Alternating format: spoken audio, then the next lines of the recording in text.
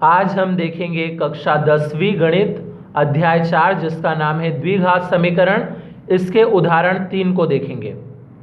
तो video start करने से पहले यदि आपने चैनल को सब्सक्राइब नहीं किया है तो सब्सक्राइब कर लें और बेल आइकन को प्रेस कर दें और अधिक से अधिक वीडियो को लाइक और शेयर करें।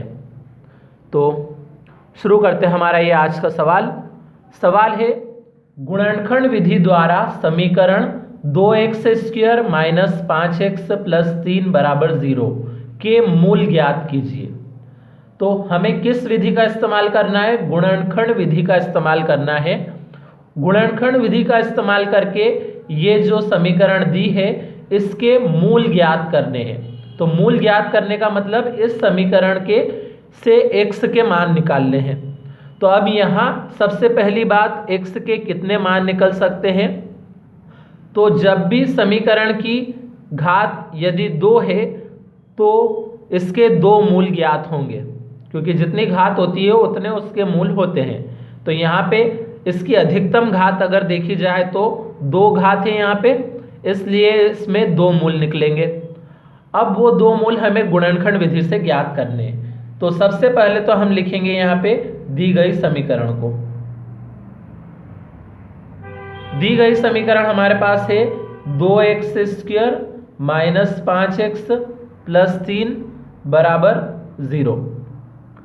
अब सबसे पहली बात, हम इसमें ये जो 3 पद नजर आ रहे हैं, पहला पद 2x², फिर दूसरा पद 5x और तीसरा पद 3।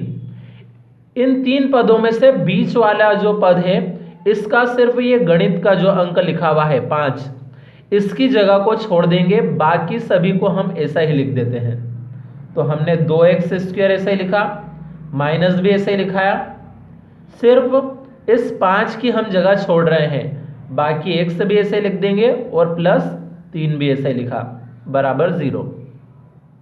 तो यहां हमने किसकी जगह छोड़ी है?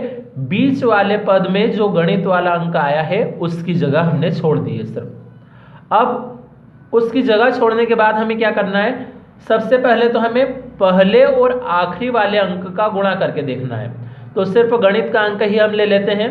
पहला यहाँ पे गणित का अंक हमें 2 नजर आ रहा है और आखिरी गणित का अंक हमें यहाँ 3 नजर आ रहा है। तो पहले और आखिरी अंक का हम गुणा करके देखते हैं कितना आता है। 2 तिया 6।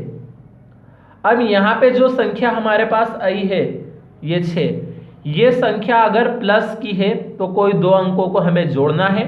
अगर ये संख्या माइनस की आई होती तो हम कोई 2 अंकों को घटाते। तो यहाँ तो प्लस की है यानी कोई 2 अंकों को जोड़ना है। अब किन 2 अंकों को जोड़ें? तो ऐसे कोई 2 अंक सोचना है हमें जिन्हें जोड़ने पे 5 आ जाए और उन्हीं 2 अंक का गुणा करने पे 6 भी आना चाहिए। तो अगर हम देखें तो 3 में यदि हम 2 जोड़ दें तो 3 प्लस 2 5 हो जाएगा, यानी ये बीच वाला पद आ जाएगा। और जब 3 का 2 में गुणा करेंगे तो ये 6 भी हमारे पास आ जाएगा। तो इसलिए हमने क्या ले लिया? 2 प्लस 3। अब हम 2x² को ऐसे लिखेंगे। अब माइनस का गुणा अंदर दोनों संख्या में करेंगे और साथ में इस x का भी गुणा अंदर की दोनों संख्या में। तो -3 और x का भी गुणा इसमें हुआ तो 3x बन गया वो। अब माइनस का गुणा यहाँ करा प्लस 2 में तो कितना आया? ये -2 और इसमें भी x का गुणा हो गया। फिर प्लस 3 ऐसे लिखेंगे बराबर 0। अब यहाँ हमारे पास 4 पद है, 4 में से 2 पदों में से कॉमन लेंगे। शुरू 2 पद में से क्या कॉमन नजर आ रहा है हमें? x दोनों में है। इसमें x 2 घात के साथ है, इसमें 1 घात के साथ ही है। तो हम छोटी वाली घात हमेशा कॉमन ले लेते हैं, मतलब x की 1 घात को हमने कॉमन ले लिया। अब यहाँ पे अंदर बचेगा कोष्टक में 2 और x पे 2 घात है, उसमें से हमने एक ही x कॉमन लिया है, इसलिए एक x अंदर भी बच जाएगा। फिर माइनस यहाँ से x कॉमन ले चुके हैं तो बचा कितना? 3। इसी प्रकार हम अगले 2 अंकों में से यदि कॉमन लें तो अगले दोनों अंक में ऐसा कुछ भी नहीं है जो हम कॉमन ले सकें, क्योंकि यहाँ पे 2 है, यहाँ 3 है, अंक तो अलग अलग हैं ही, और साथ में x दोनों में नहीं आया है। x सिर्फ यहाँ पे है, अगली संख्या में नहीं है।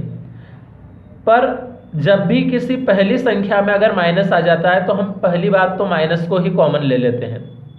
और अब अंक ऐसा कोई नहीं है जो हमें कॉमन ले सके, तो हम क्या लिख देंगे, 1। तो कुछ भी कॉमन नहीं आ रहा है, मतलब 1 लिख देना है हमें। अब आगे वाली संख्या माइनस था, इसलिए माइनस तो कॉमन ले लिया और 1 लिख दिया उसके साथ। अब कोष्टक के अंदर ये 2x पूरा ही बचेगा, क्योंकि कॉमन कुछ भी नहीं आया था। 1 कॉमन लेने का मतलब कुछ कॉमन लिया ही नहीं है हम, तो 2x पूरा बचा। लेकिन अब इसका चिन्ह बदल गया, क्योंकि माइनस जब भी कॉमन लेते हैं तो चिन्ह बदल जाएंगे।